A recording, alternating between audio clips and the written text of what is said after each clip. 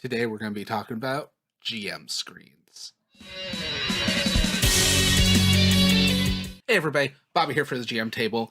And today, we're talking about GM screens. We're going to talk about some of the obvious stuff and some of the stuff that just kind of came into my life recently. But to start, if you haven't noticed, I got a good amount of RPG books behind me, and that's not even all of them. Heck, I know most of us in this hobby have a bit of a shelf space issue when it comes to our collections.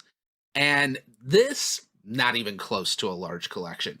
But the thing is, I actually hate cracking open rule books while I'm running a session. I used to do it a ton, but now I really hate having to pull out a full book. Forever, I used to make my own custom GM cheat sheets with all the rules I felt I would need to reference for a given session. But now, day to day, I tend to just rely on a good GM screen, folded up right next to me. See, the thing is, most of my games are online now. In fact, basically all of them are.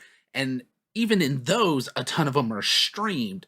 So I'm not having a screen up in front of me, but that hasn't actually stopped me from using GM screens. I just, really all of them fold up. I just leave it there, kind of like a binder, typically on the shelf down low, but it's the only thing down there. And I've been doing this more and more because the thing is, GM screens, by their design, are meant to have the rules written in a way where you can just glance at it right in front of you and get all of the rules that the writers think you need to know.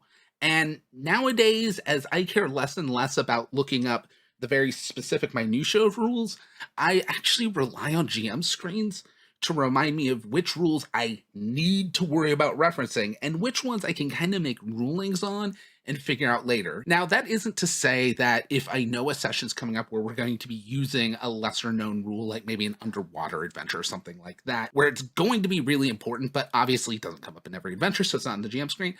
In those rare cases, that specific rule or little collection of rules on a note card or a post-it and slap it on my GM screen, but that's really the most I do anymore. At this point, I'm sure it's sounding like nothing new. I mean, that's basically what a GM screen is for.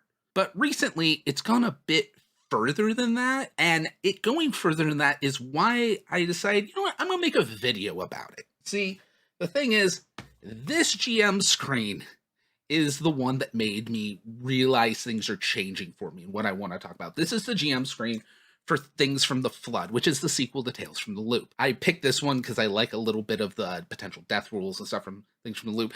We're not getting into that right now. The thing is, though, I don't own a physical copy of Things from the Flood. Don't get me wrong, I own the PDF. It's not like I don't own the rules at all, but when it came time, because we're getting ready to do a show that uses these rules, I went, I want to have a physical reference for it, because looking up stuff on iPad's great and all, and I still do most of my reading on an iPad or tablet with PDFs, but I like having a physical reference for some of the rules. And I almost bought the book, but I went, I don't like cracking open books at the table, and I need a physical reference for when I'm at the table, because it's a stream game, and I got my screens up and all that stuff. And at the end of the day, I decided, you know what? The book's $40, the GM screen's $23. I'm going to buy the GM screen, because the GM screen also is going to have all the rules I would be referencing anyways. And here's the thing, as I think about that more and more, I now have a small shelf directly at my desk that isn't the stuff back there. That's just my GM screens, because these are the things I actually reference while I'm running games. And I'm not really caring about buying the physical book first as much anymore. Now, don't get me wrong. I'm not saying I'll never buy a physical RPG book again. Trust me, I thought about it. It'd make a great YouTube title, but that's not what I'm actually doing, so I didn't say that. But the thing is, I'm now looking at the physical copies of most books, especially if I already have it on PDF, as more like collector's editions, starter sets, box collections of Savage World stuff, stuff like that. That's why I'm actually looking at physical copies of the books at now. Because honestly, I own 3 to 10 times as many RPGs on PDF.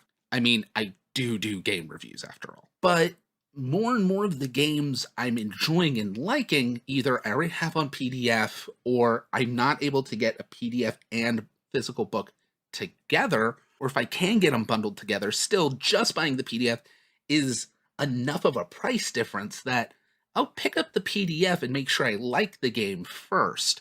And if I really, really love it, maybe I'll buy the physical copy. But if it's more, I'm going to run it a good bit and I need a reference, I'm buying a GM screen, not the book.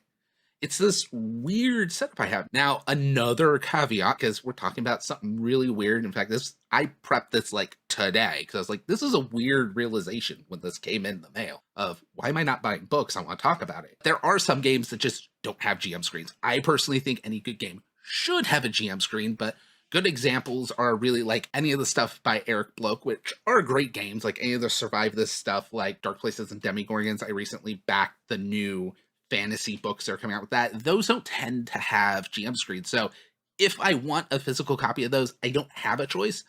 But it's just this weird place I've been in where if I can choose to get a PDF and a GM screen or just the book, I'm going to get the PDF and a GM screen. Even honestly, some of them, if I can get the PDF with the book and the GM screen together, and it'd only be like $10 cheaper to do just the PDF and the GM screen, I'm going to do that because I don't have a lot of shelf space and I don't need the book. It's weird. Okay, I've been collecting RPGs forever. I don't know how to process this. Maybe this is just my therapy. But I would love to hear from you guys. Do any of you have a GM screen for an RPG you don't have a physical copy of, but you have a physical GM screen? If you haven't, hearing this, has that made you rethink doing any of that? And what are your thoughts of referencing GM screens versus referencing books at the table and all of that stuff? Anyways, I'll catch you guys later.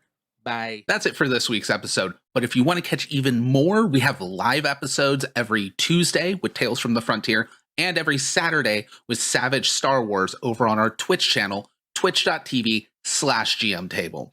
Also, as always, you can catch episodes a week or even more early over on our Patreon, patreon.com/GM Table. If that doesn't suit you and you still want to help support the channel, we have a brand new merch store in the link down below with all kinds of mugs, t-shirts, mouse pads, all that cool stuff with Wild the Wild Die, table flip shirts, all of that. Check it out below. Anyways, we'll catch you guys next time. Bye.